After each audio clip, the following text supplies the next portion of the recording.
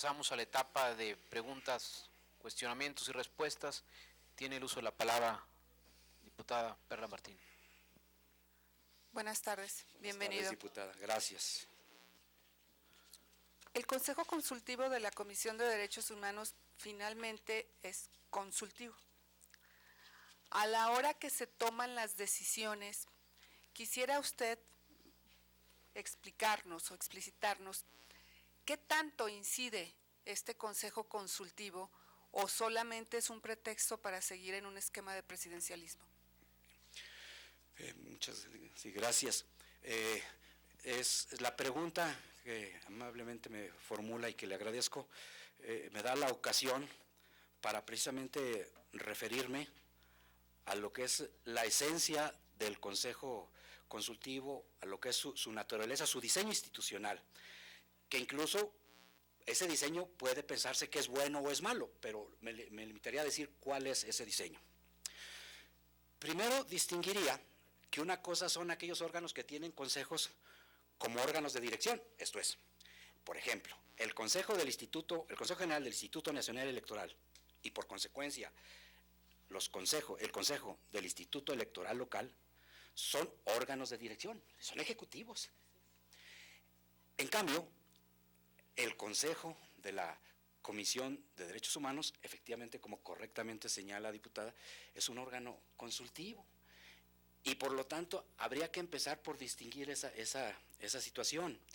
Yo, tal vez un poco, reconociendo que es muy probable que vaya a abusar de su tiempo, pero entiendo que usted lo tiene muy claro, sin embargo sé que esto se transmite en tiempo real y tal vez esté viendo varios ciudadanos y a lo mejor no tengan claro lo del Consejo. Me gustaría que me permitieran dar rapidísimamente un ejemplo que utilizo en la vida académica para explicar esta cuestión. En la actividad académica les señalo yo a los alumnos para decirles en qué consiste un consejo consultivo de la comisión. Les digo, miren, esto tiene una raíz histórica, valga la comparación. En los pueblos antiguos había también su gobierno, había un gobernante, ese gobernante tenía un consejo de ministros, y todo ese órgano de gobierno había órganos de dirección, órganos técnicos, órganos de ejecución, órganos de fiscalización, etcétera. Incluso tomaban decisiones coercitivas, algunas incluso la decisión de declararle la guerra a otro pueblo, qué decisión tan importante. Bueno, pero también se estilaba que hubiera un consejo de ancianos. El consejo de ancianos no era un órgano ejecutivo, no era más que un órgano de consulta, en el cual la base de ese consejo, de sus integrantes, era su solvencia moral, su experiencia, su capacidad, su temple, su ponderación, de tal manera que el gobernante en determinado momento acudía con ese consejo para que le diera, para que lo orientara en los grandes asuntos del Estado o de esa comunidad. Entonces, así digamos que en esencia sí está diseñado el consejo consultivo.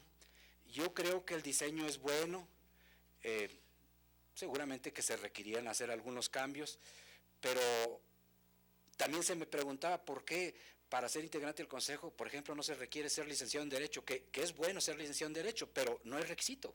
Puede ser integrante del consejo un periodista, puede ser un gente del clero, de alguna otra profesión, un maestro, etc.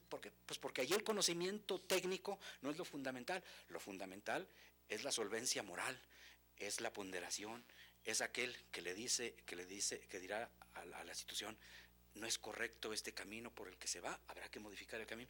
Que no se saben ciertas cuestiones técnicas, bueno, pues ya habrá el órgano técnico, que ese sea el que oriente a esas cuestiones. Entonces, pues aspiramos a seguir perteneciendo a ese órgano. Insisto, el halago en boca propia es vituperio, no digo que tenga esas cualidades morales, éticas, de ponderación, de templanza, etcétera, etcétera, pero simplemente hago mi mejor esfuerzo, eso sí, se lo garantizo. Muchas gracias.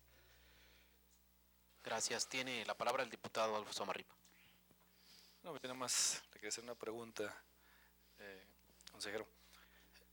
¿En qué tanto toma en cuenta un presidente, una presidenta de la Comisión de los Derechos Humanos el tipo de consejo que se le pueda dar, o qué tanto se ha tomado en cuenta en estos años. Realmente el Consejo sí nos ha ayudado para ir mejorando la Comisión de los Derechos Humanos en el Estado de Zacatecas. Sí, gracias, diputado.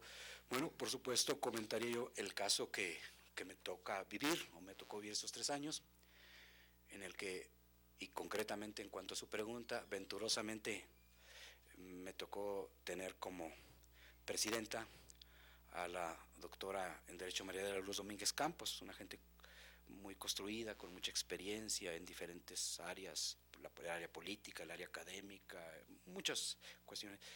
Y yo le debo decir que la experiencia que tengo es de que es una persona que escucha, es una persona que invita a la reflexión, y que incluso se llega a grado tal que inclusive pierde uno el miedo de a veces decir disparates. Y ella, ¿por qué? Porque ante la paciencia que tiene, pues dice uno, bueno, voy a expresar mi idea. Entonces, y se influye para las políticas públicas generales, de política de derechos humanos, pero inclusive en las propias resoluciones. Inclusive voy a decir algo, para ahorita el cómo toma en cuenta ahí esta situación, algo que tal vez poco se sabe, que es lo siguiente. Normalmente pensamos que, vamos, como una parte del Consejo es lo relativo a las resoluciones, aprobación o no de las resoluciones, lo que normalmente no se sabe es que en términos legales estrictos, para aprobar una resolución que contenga una recomendación, no se requiere el voto de los integrantes del Consejo. Inclusive las resoluciones viene solo la firma de la presidenta.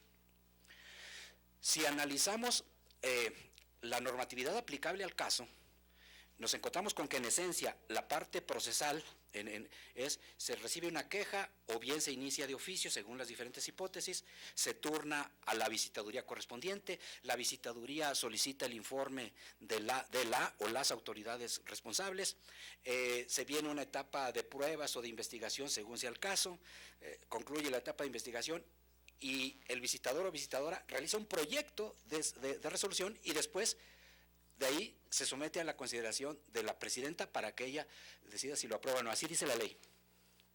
La presidenta, en cambio, lo que hace es que está el proyecto y lo somete a la consideración del Consejo en una sesión, aunque no esté obligada estrictamente por la ley.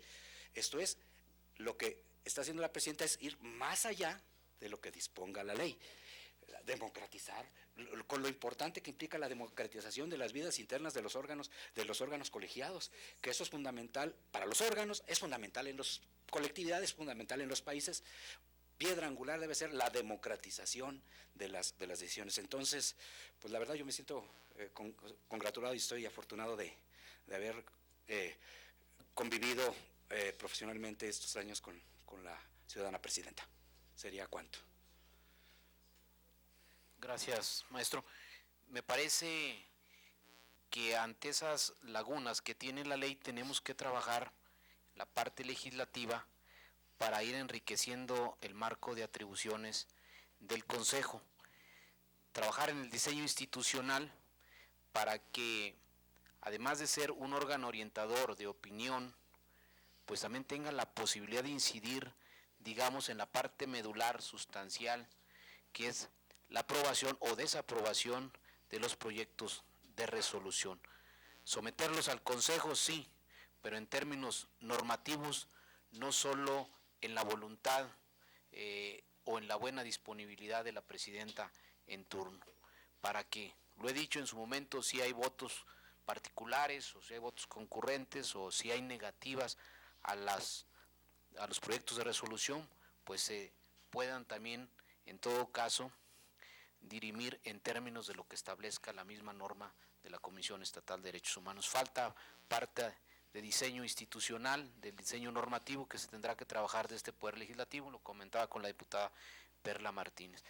Pero también hay una parte que ya se cuestionó hace un momento aquí en la exposición de algún aspirante, de que la facultad reglamentaria se ha excedido y en ese, digamos, exceso se creó una coordinación jurídica que se superpone a la coordinación de visitaduría, incluso reglamentariamente, le ordena a la coordinación de visitadurías, que sí está establecida en la ley, le ordena un ente administrativo interno que está en el reglamento. Entonces, ahí es un tema de atribuciones y de sobrepasar lo que en términos de ley está hasta hoy establecido. Será parte también del diseño institucional que se tiene que trabajar.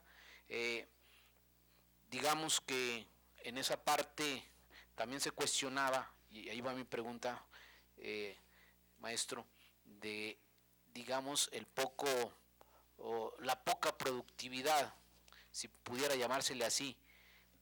Obviamente no se puede tasar en que entre más quejas más productividad, o entre menos quejas menos productividad, pero digamos que se distingue o se logra ver en ese universo de quejas que hay, por ejemplo, visitadurías, se mencionaba el caso de Pinos, con una incidencia territorial de más de 90,000 habitantes y únicamente tuvieron 5 quejas, o solamente en el caso de Sombrerete también con una población territorial muy parecida, 10 quejas en todo un año.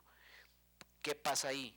Pasa que no hemos logrado avanzar en la etapa o la fase de difusión, de promover la denuncia, la cultura de la queja entre la ciudadanía, o hay, digamos, una